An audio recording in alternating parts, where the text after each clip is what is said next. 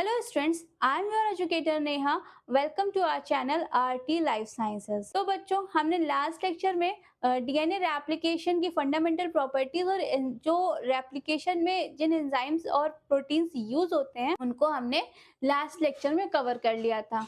अब हम आगे बढ़ते हैं डीएनए रेप्लिकेशन इन प्रोकैरियोट्स, ठीक है, प्रोकैरियोटिक रेप्लिकेशन की तरफ कि प्रोकैरियोट्स में रेप्लिकेशन प्रोसेस कैसे होता है।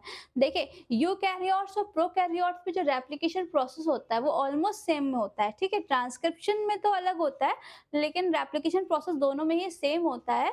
और पर ये होता है कुछ प्रोटीन्स और एंजाइम्स की जो नेमिंग होती है वो डिफरेंस होती है। तो जब हम इसे पढ़ रहे होंगे ना तभी हम बताते चलेंगे, क्योंकि अभी हम पहले प्रोकैरियोटिक रेप्लिकेशन कंप्लीट करेंगे और इसके बाद यूकैरियोटिक रेप्लिकेशन कंप्लीट करेंगे।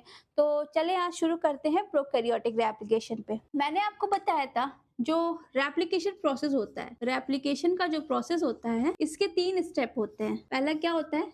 इनिशिएशन होता है, दूसरा होता है इलोंगेशन और थर्ड होता है टर्मिनेशन। इनिशिएशन से मतलब होता है जहाँ पे रेप्लिकेशन होने की जो पूरी प्रोसेस होती है वो एकदम स्टार्ट हो जाती है, उसकी पूरी प्रिपरेशन कर दी जाती है। इनिशिएशन मतलब जहाँ से वो स्टार्ट होता है, स्टार्ट मतलब शुरू होता है।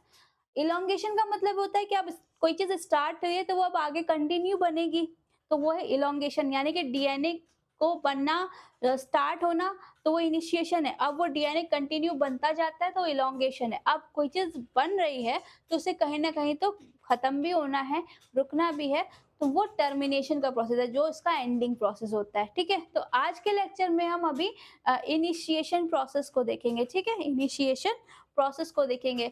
तो आप लोग बहुत ध्यान से इसको देखिएगा, कोई भी वीडियो को स्किप करके मत देखना, क्योंकि अब जो ये चीजें हैं ना इसमें बहुत सारी चीजें हैं, छोटी छोटी चीजें हैं जिनको समझना है। तो देखते हैं। तो मैंने आपको बताया था कि जो डीएनए होता है उसका एक पर्टिकुलर सेगमेंट होता है, स्पेसिफिक सेगमेंट होता है जिसको हम ओरिजिन ऑफ रेप्लिकेशन कहते हैं, ठीक है, ओरिजिन ऑफ रेप्लिकेशन कहते हैं। प्रोकैरियोट्स के केस में हम उसे क्या कहते थे? ORIC, ORIC।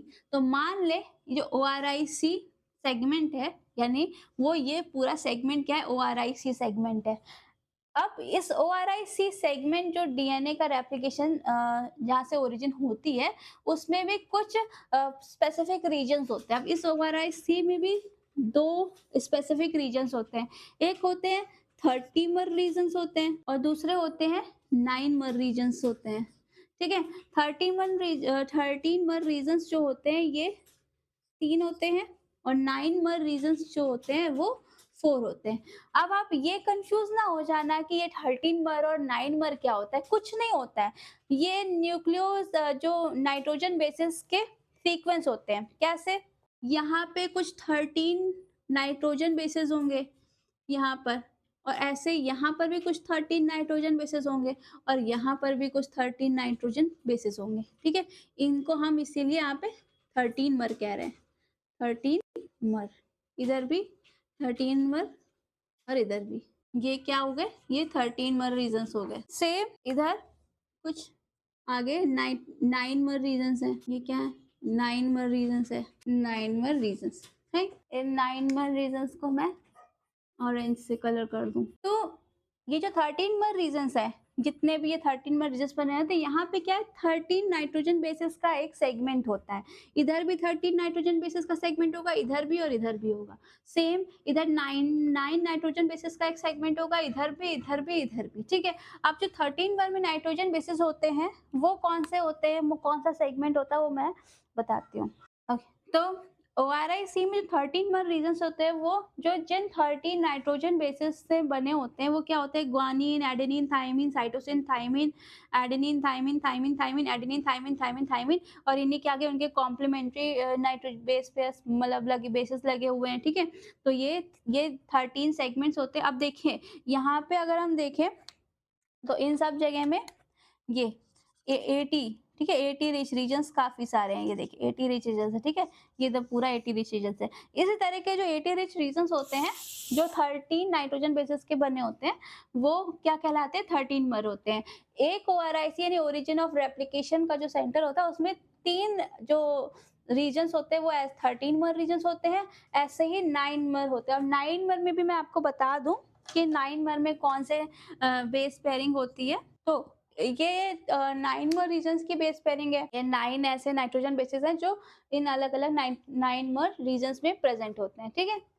अब क्या होता है, एक और चीज आप लिख लें कि ये जो 13 रीजन है इसको हम क्या कहते हैं, DUE, ठीक। DUE का फुल फॉर्म क्या होता है? DUE का फुल फॉर्म होता है ड्यूप्लेक्स अनवाइंडिंग एलिमेंट, ठीक। एलिमेंट, ड्यूप्लेक्स अनवाइंडिंग एलिमेंट, इसको हम एक और तरीके से कह सकते हैं, हम इसे कह सकते हैं DNA अनवाइंडिंग रीजन।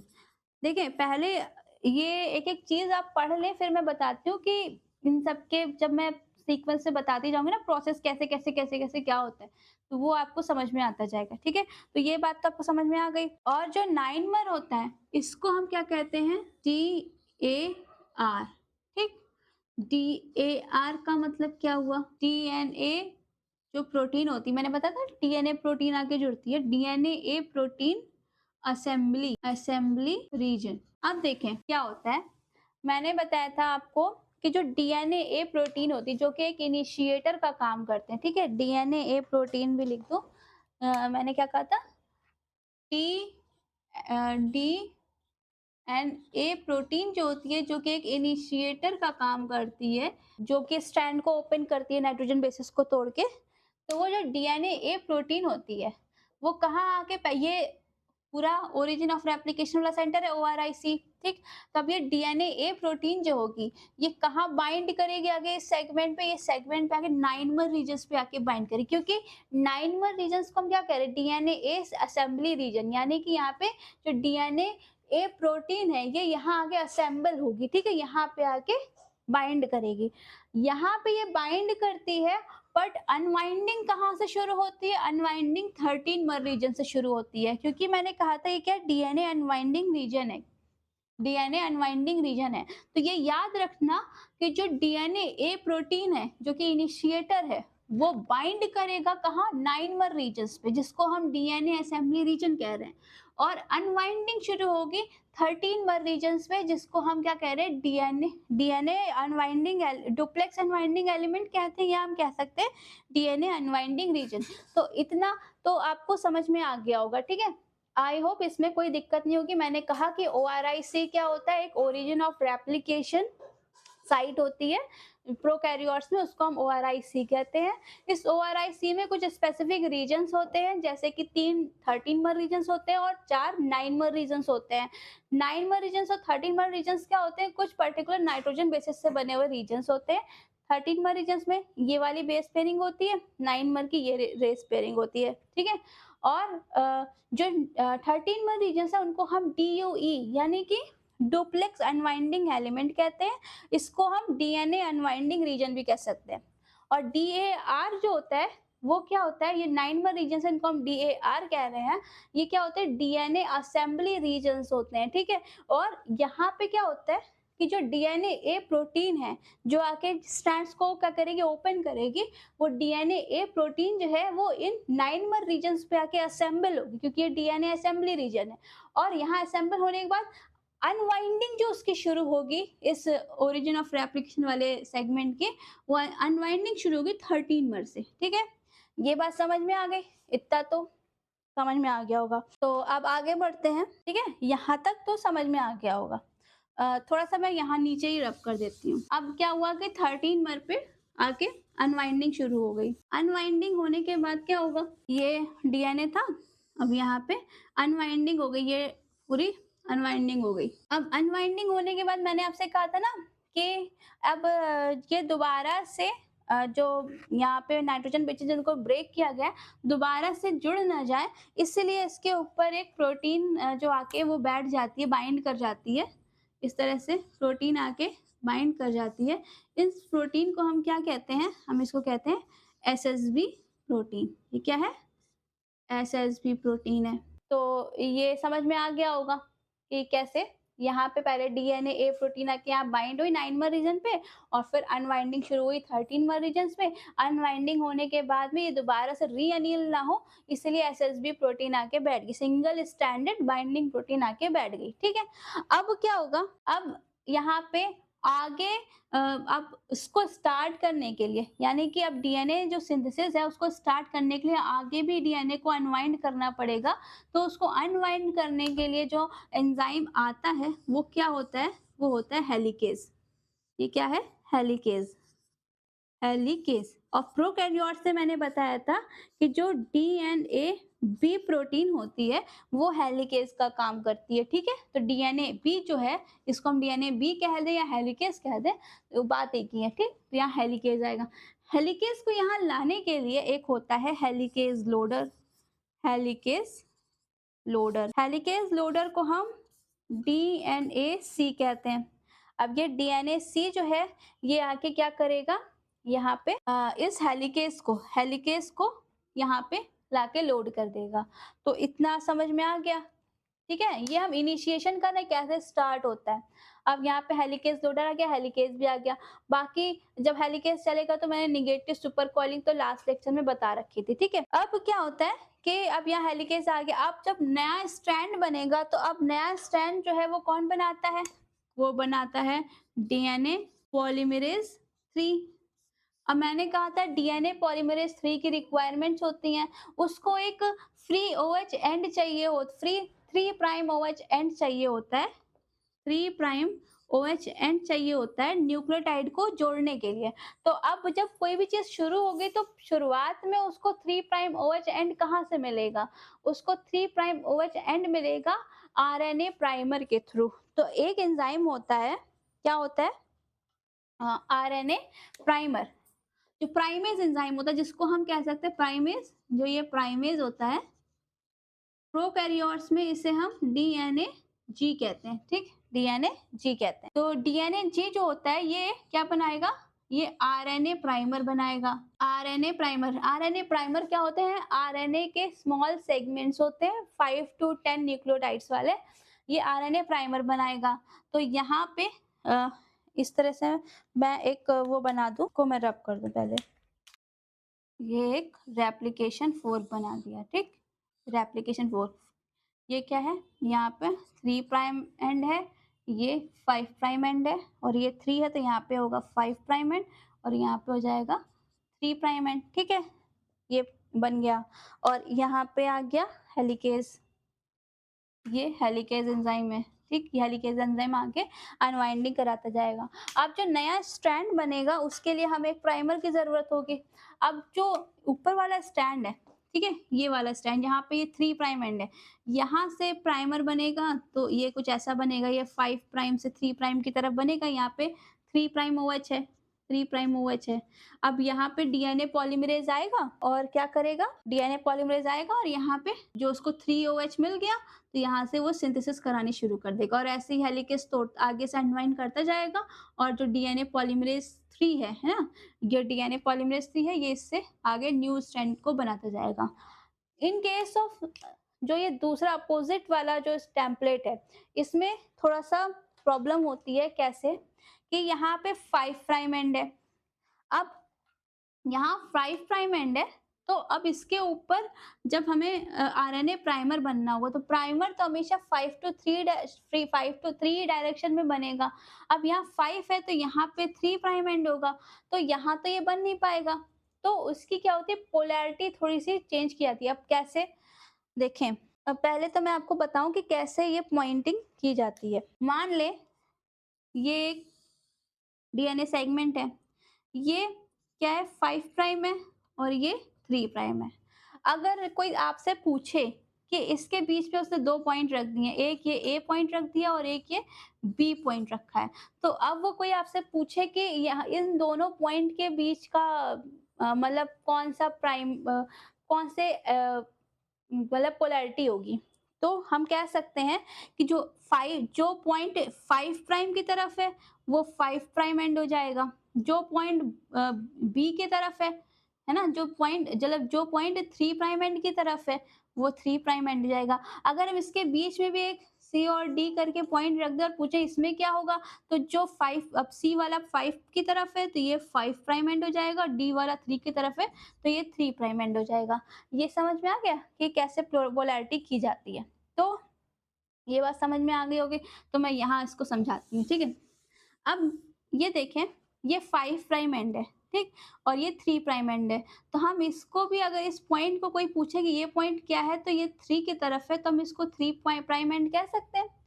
तो नीचे वाली जो स्ट्रैंड है जिसमें इस तरह की पोलैरिटी होती है, वहां पे क्या होता है, प्राइमर जो है वो इधर से नहीं बनता है, प्राइमर बनता है इधर से, यहाँ से, ठीक, यहाँ से बनेगा।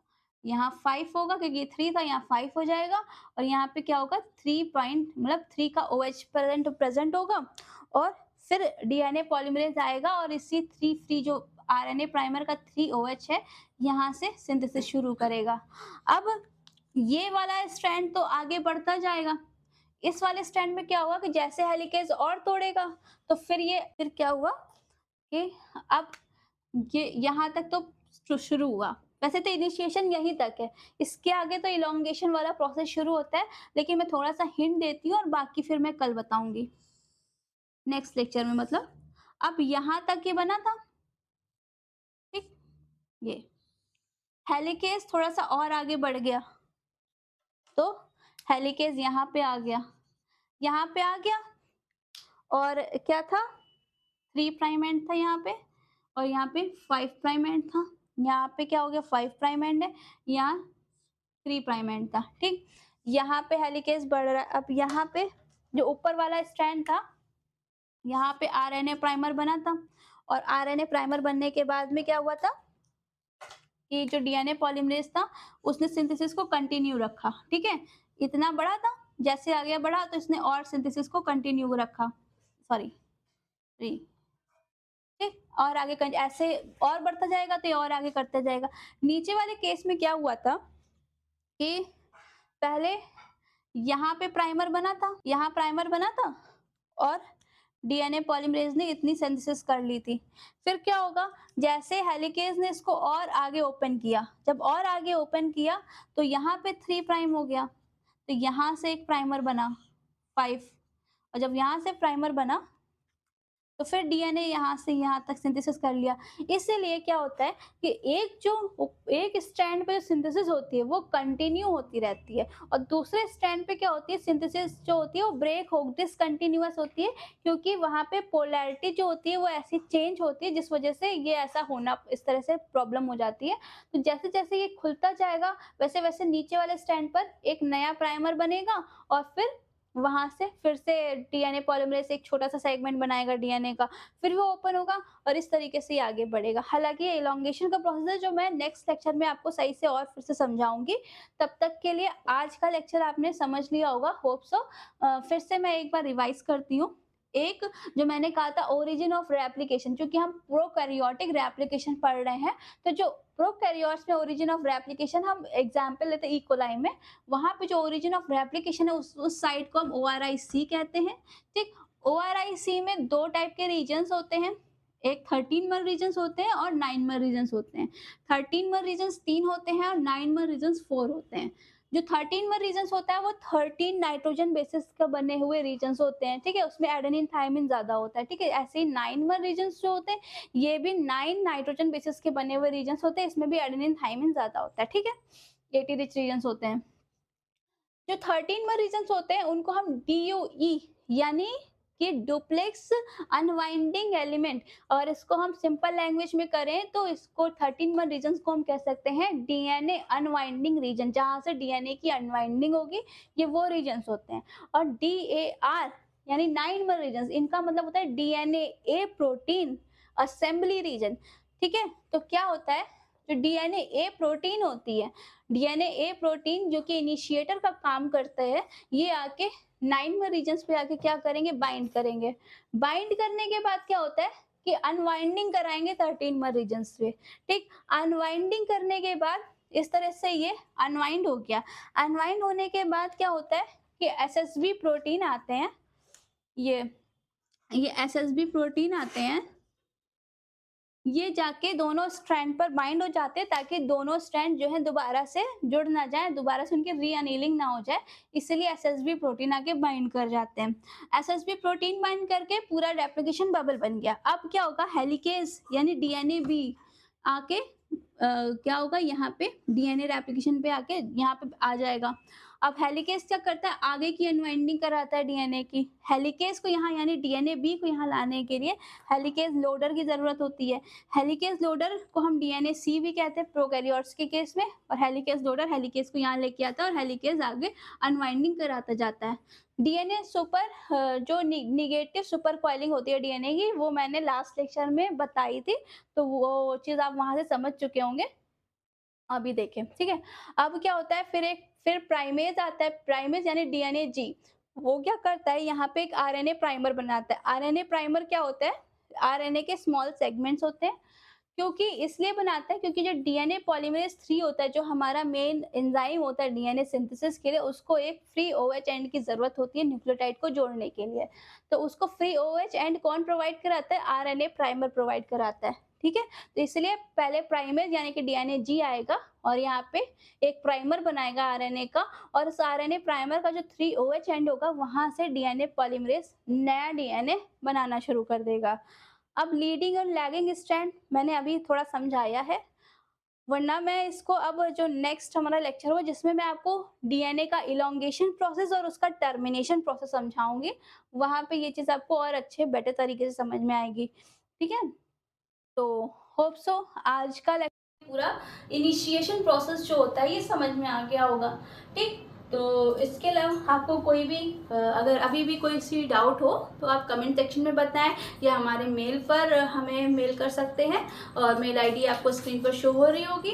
तो तब तक के लिए आप हमारे लेक्चर के हमारे साथ जुड़े रहें आरटी लाइफ साइंसेस पे, और लेक्चर को पढ़ें, समझें, नोट डाउन करें, अपने नोट्स बनाएं, और लाइक करें, सब्सक्राइब करें।